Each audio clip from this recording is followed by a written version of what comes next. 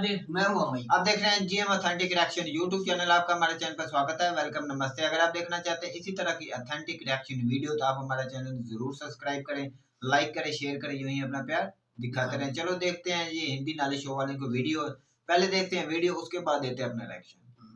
नमस्कार दोस्तों, स्वागत है आपका हिंदी नॉलेज शो में। तो दोस्तों, दुनिया के सबसे बड़े फाइनेंशियल इंस्टीट्यूशन आईएमएफ यानी कि इंटरनेशनल मॉनेटरी फंड, इसकी एक रिपोर्ट थी जिसका इंतजार पूरी दुनिया सांस थामे पिछले कई महीनों से कर रही थी और वो रिपोर्ट अब जारी हो चुकी है।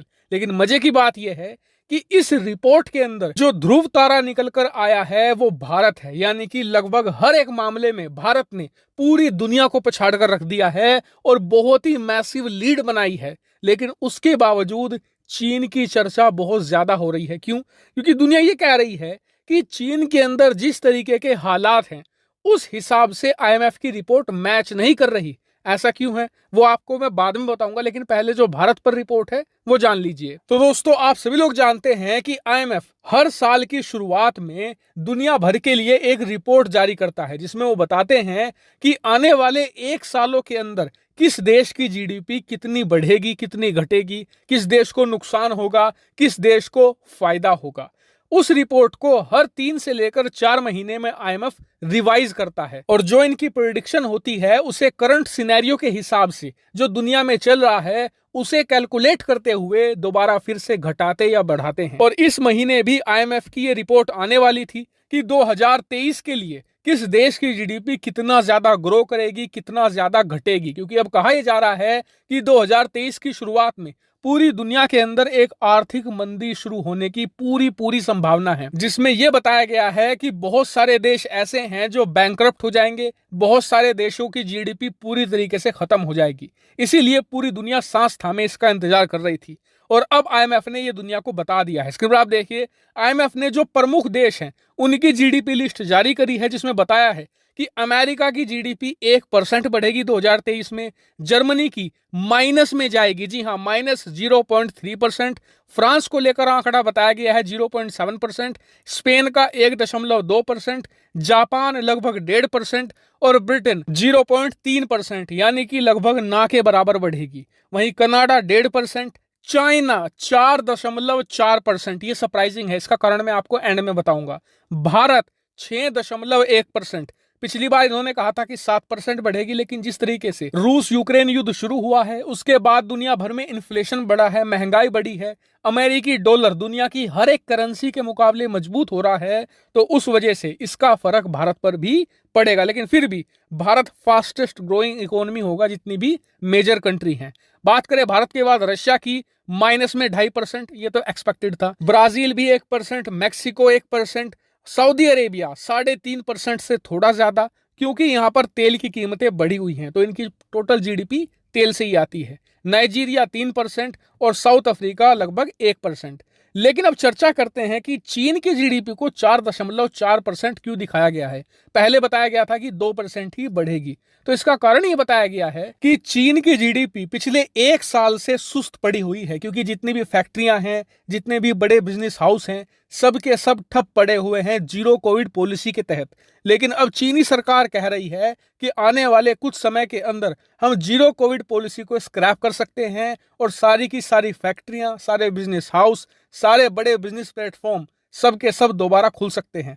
तो अचानक से जब ये सारे के सारे खुलेंगे तो एक बड़ा इन्फ्लक्स आएगा, जिससे कि आपको एक छोटा सा स्पाइक देखने को मिलेगा चीनी जीडीपी में। लेकिन आईएमएफ ने हमें यह भी बताया है कि पिछले 8 महीनों में लगभग 4 से लेकर 5 बार चीनी सरकार ने जीरो कोविड पॉलिसी को खत्म करने की डेट रखी थी, लेकिन हर बार ये डेट को 1 महीना, 2 महीना, 3 महीना ऐसे बढ़ाते चले जा रहे हैं। और इसीलिए इस बार भी चीन ने जो डेट रखी है, अगर ये इसे पोस्टपोन कर दे तो कोई आश्चर्य नहीं होगा। और अगर चीन ऐसा करता है तो दिसंबर के महीने के आसपास आईएमएफ दोबारा फिर से अपनी रिपोर्ट को रिवाइज करता है। उस रिपोर्ट में चीनी जीडीपी के आंकड़े को दोबारा फिर से रिवाइज कर दिया जाएगा, यानी कि घटा दिया जाएगा। वहीं आईएमएफ ने भारत के बारे में यह बात साफ कही है कि भारत की जीडीपी तो 8-9% के हिसाब से बढ़ती। घटने का कारण यह है कि भारत बहुत ही ज्यादा महंगा तेल खरीदता है। इसके अलावा भारत ने अन्य चीजों का इंपोर्ट भी बढ़ाया है।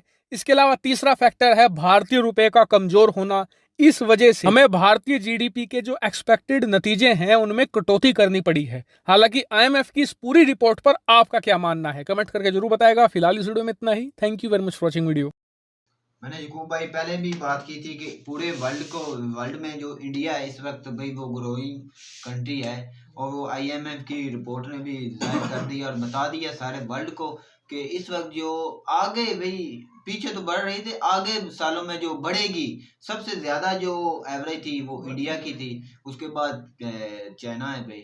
चाइना का भी वो बात कर रहे हैं कि 2 पॉइंट के कितने पढ़नी थी, पता नहीं उसके स्टेटमेंट क्या है। मैंने उनके मुल्क के अंदर ना पिछले दिनों एक रिपोर्ट हमने देखी थी, उनके जो बैंक के अंदर पैसा था ना, अवाम का पैसा था भाई। चाइना की रिपोर्टें भी गलत होती हैं भाई। वो नहीं, वो चाइना की अवाम उठ खड़ी है ना, जो ताइवान का मसला बना था उसके ऊपर उन्होंने बोला था हमको एक्शन नहीं लेना चाहिए, हमारी गवर्नमेंट को अमन रहना चाहिए। जिस तरह हमारी जीडीपी बढ़ रही है, हमारी इकोनॉमी बढ़ रही है, जिस तरह हालात अच्छे जा रहे हैं, ये चलने चाहिए पाकिस्तान और वो थोड़ा सा मुखालफ गई है गवर्नमेंट की, इसकी वजह से भाई वो फैक्ट्री मिलने या जो भी इंडस्ट्री काम है वो ठप हो गई। बिल्कुल चाइना में काफी क्राइसिस आए हैं जिनकी वजह से ये थोड़ा सा भाई यही बात है ना कि जो चाइना में बड़ी कंपनी या बड़ी फैक्ट्री थी वो जाकर इंडिया में अपनी प्लांट लगा रही हैं, जैसे सैमसंग मोबाइल है भाई, वो ही तो वजह हम भी बता रहे हैं ना। आईफोन 14 प्रो जो है वो इंडिया में लॉन्च हो रहा है यार, तो वो यही बात है। हमने भी बताया आपको कि वो इसकी वजह से वो उधर जा रहे हैं, क्योंकि चाइना में काम एक किस्म का ठप होकर बैठ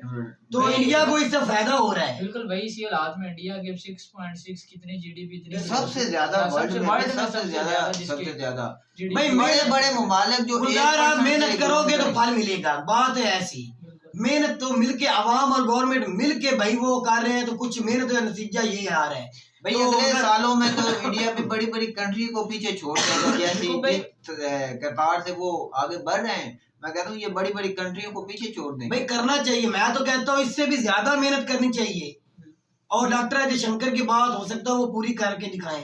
बिल्कुल, जो सुपर पावर की बात कर रहे थे कादर, बिल्कुल सुपर पावर क्या पता बन सके। अब जिस तरह के 2023 सबके लिए ठीक नहीं आ रहा है भाई, बड़ी कंट्रियों के लिए कई कंट्री ऐसी है हमने सुन रखा है कि उनका दिवालिया होने जा रहा है, यानी कि नुकसान में जाएंगी, घाटे में जाएंगी। अगर बोला जा रहा है ना, प्रेडिक्शन की गई है कि 2023 जो गरीब ममालिक हैं उनके लिए भाई बहुत सख्त साल होने वाला है। पता नहीं इसकी वजह क्या, क्यों सख्त होने वाला है, तो क्या सबसे ज्यादा ग्रोथ करना इंडिया के लिए तो ये बहुत अच्छा कदम है, बहुत अच्छा कदम है कि 6 पॉइंट कितने ये आने वाले वक्त को कंट्रोल करने के लिए भी अच्छा है। बिल्कुल, ये अच्छा है कदम है जो कि इंडिया अपने मुल्क को सुधारने के लिए। हमारे सियासतदानों को अभी भी उनके कान पे जूं भी नहीं रिंगी, अभी तक पता ही नहीं किसी बात का नामो निशानी नहीं था इसे। भाई मैं कह रहा हूँ नामो निशान, मैं कहता हूँ उन्हें इल्म ही नहीं कि दुनिया कहाँ पहुँच गई है, बस हमारे मुल्क का क्या हो रहा है उन्हें यही पड़ी है। पाकिस्तान को ग्रो क्या करेगा वो तो है पहले ही ग्रे लिस्ट में, मुझे तो याद है अभी यार। पाकिस्तान का नाम कैसे आएगा, निकलेंगे तब कुछ होगा, कुछ वक्त अच्छा आएगा तब जाकर सोच सकते हैं। चलेंगे, तो ये था हमारा पॉइंट ऑफ व्यू। वीडियो अच्छी वीडियो को लाइक कीजिएगा, चैनल को सब्सक्राइब कीजिएगा। मिलते हैं अगले वीडियो में, तब तक के लिए अल्लाह।